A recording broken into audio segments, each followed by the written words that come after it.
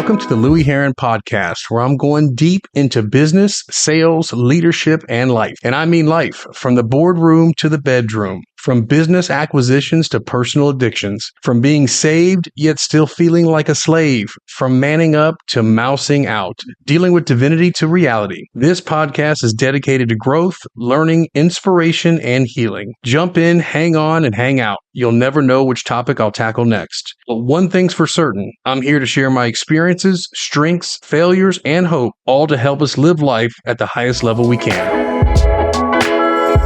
What's up, guys? Welcome in Louie Herron, the Louie Herron Podcast. I hope all is well with everyone.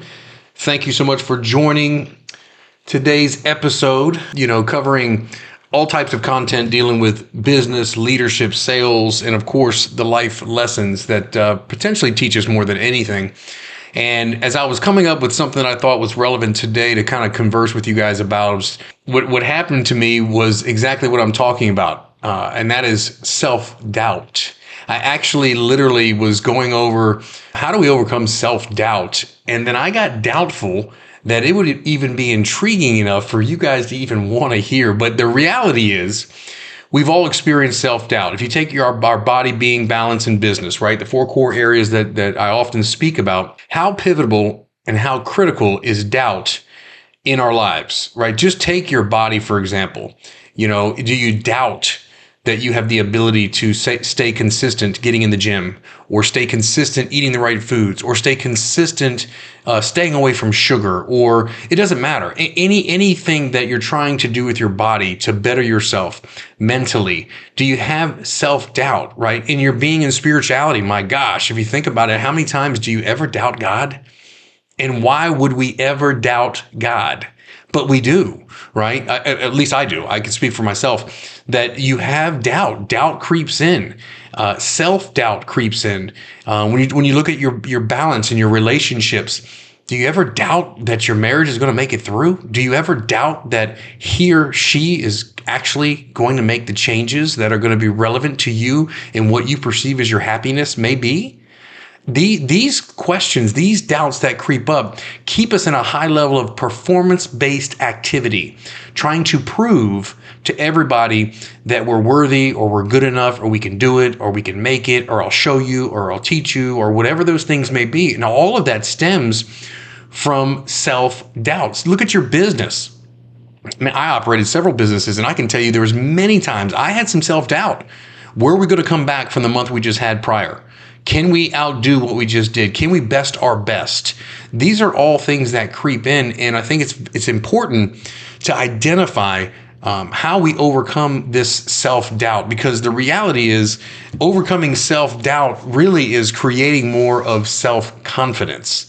So I want to get into that with you this morning, and I was trying to think to myself, man, who is somebody somewhat infamous that went through a lot of obstacles, that overcame some self-doubt. And obviously, Thomas Edison jumped in my brain, obviously a renowned inventor, entrepreneur, but several setbacks during his career, trying to put together this infamous light bulb, but the crazy part about it is once he figured it out, and what is his famous quote? I have not failed. I found 10,000 ways that wouldn't work. I mean, that kind of encapsulates the resilient mindset, determination to persevere through the face of adversity, that's what causes us that severe self-doubt, is we have some adverse situation or adverse thinking, and it needs to be reversed, whether it's our body, our business, our balance, or even our spirituality and our being. So I want to get into that, and I want to cover just a few quick points. Not a long podcast today, get you in and get you out. But I think, like I said earlier,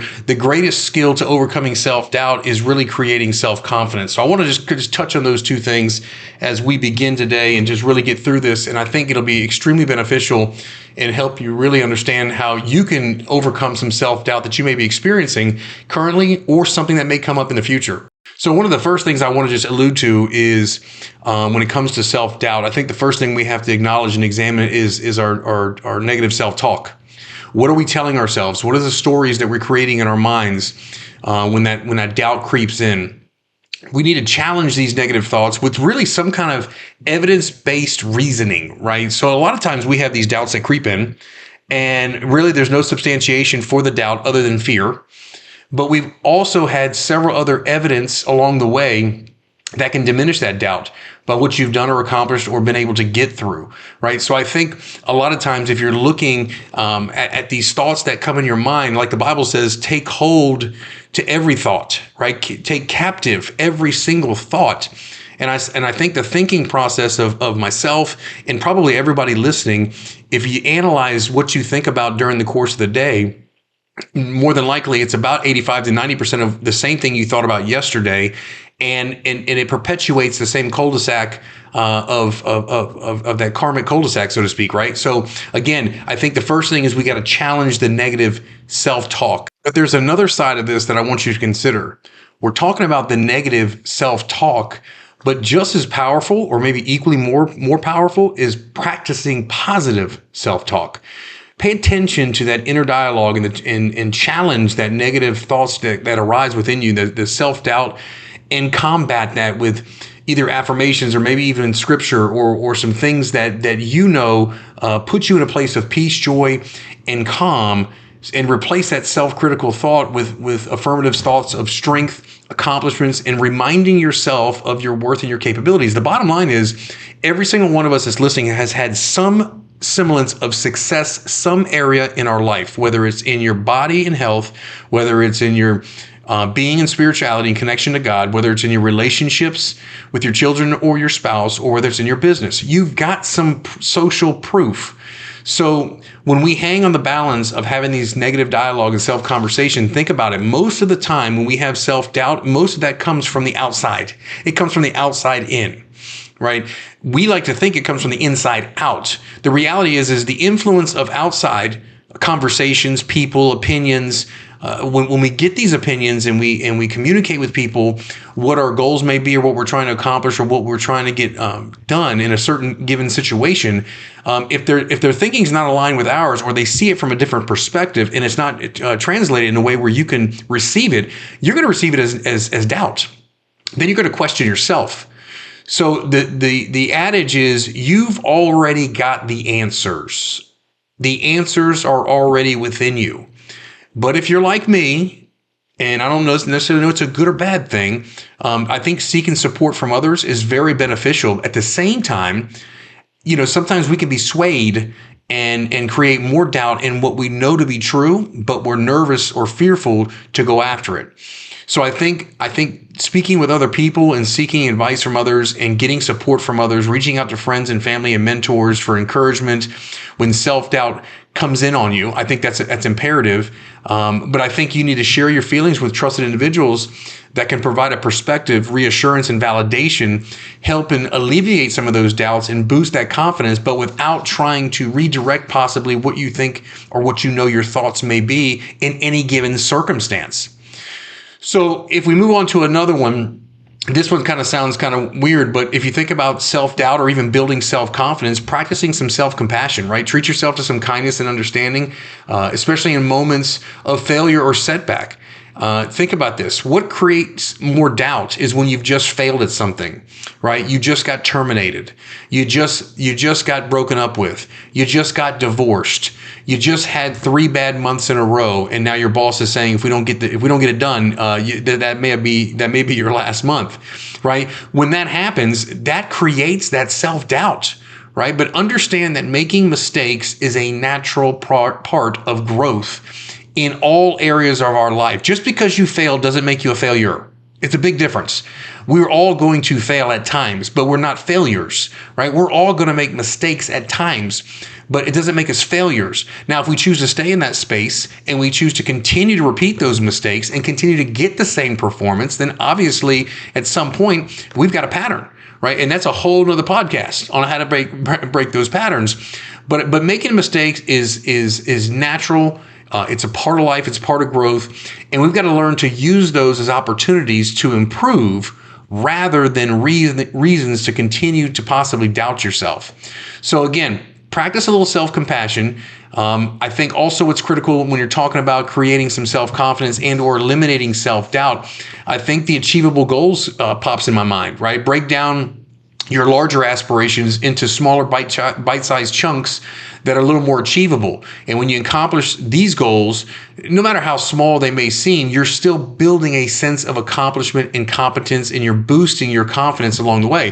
For me, it may seem silly, but like I literally chart and track almost everything. I've got timers on my phones that buzz off, whether it's to remind me to connect with God, whether it's, I'm tracking every single day. Did I do my morning routine? Did I work out? Did I track my food? These sound silly and mundane, to be honest with you, but they become part of my fiber to keep me on track. And every single time I check off for the day the things that I've accomplished, it's a little dopamine hit, right? A positive dopamine hit. It's not alcohol. It's not drugs. It's a positive dopamine hit of accomplishment. So when we're talking about eliminating self-doubt and we're talking about creating more confidence, and you look at those two in the context of your body being balance and business, and then you break it down in the context of your business, your sales ability, and your leadership skills, it's very, very critical to understand that self-confidence and overcoming self-doubt truthfully is the crux of how we can get to another level. When we have complete self-confidence, minimal self-doubt, you are a machine. You are a man that's on a mission. You are a man that's got perspective. You are a man that's got purpose. You are a man that is ready to produce and do the things and show up in the world the way we're supposed to show up. I can promise you, if you have self-doubt and you're uncertain, you're not showing up like the man. I mean, you're not going to show up the way you want to show up. You're not going to show up in your marriage that way. You're not going to show up in your business that way. You're not going to show up to the client that way, ready to sell that next product or service. You're not going to show up. You're just not going to show up. So when we're talking about having that self-confidence and more importantly, overcoming that self-doubt, these are some of the characteristics that I think can really be worked on, that we look at and hone in. Pay attention to that negative self-talk. Reaffirm and practice the positive self-talk, right? Surround yourself around good, supportive people that give you feedback when you feel like you have a little bit of self-doubt. Focus on some of the past successes, understanding that because you have made mistakes and you have failed does not make you a failure. When it comes down to it, all of us are trying to expand and not retract. We're looking for expansion, man. We're trying to get better every single day. We're trying to do that with small bite-sized wins that we celebrate, that we can be proud about, so we can build blocks to continue to move forward. Everyone has it in them. Everybody has the answer. Again, it's not an education thing. It's an application thing. So when you're thinking about really accomplishing something big and really moving your life forward, and you communicate with somebody that you may feel just like they're trying to discourage you in any way, shape, or form, just remember, man, you let them know you bought it, but don't sell that stuff to me. If you're creating more self-doubt by having conversation and communication with people that are not uplifting and building you up, obviously it's probably a relationship you may want to examine. So when it all boils down to it, guys, it's all about purpose, right? It's about purpose over pleasure, right? We got to get rid of the immediate gratification and make sure that we're focusing on self-confidence, eliminating the self-doubt, growing ourselves every single day in our bodies, our being and spirituality, our balance with our relationships. And lastly, that business, which represents those bank accounts, so we can preserve money, save money, reinvest money, create a legacy for our families and ourselves. So one day, hopefully, we can learn what we're talking about. We can live out what we're talking about, and then maybe one day we can teach to others exactly what we've learned. So guys, look, that's the end. Just a quick podcast. I want to talk about self-doubt. Thank you for everyone who's tuned in. We'll see you next Sunday. Again, I've got coaching programs getting ready to drop. I've got a lot of stuff going on. I'll keep you posted as it comes.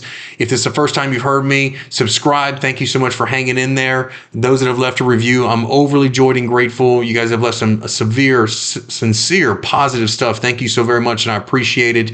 And again, until next week, I'll see you on the Louie Herron Podcast.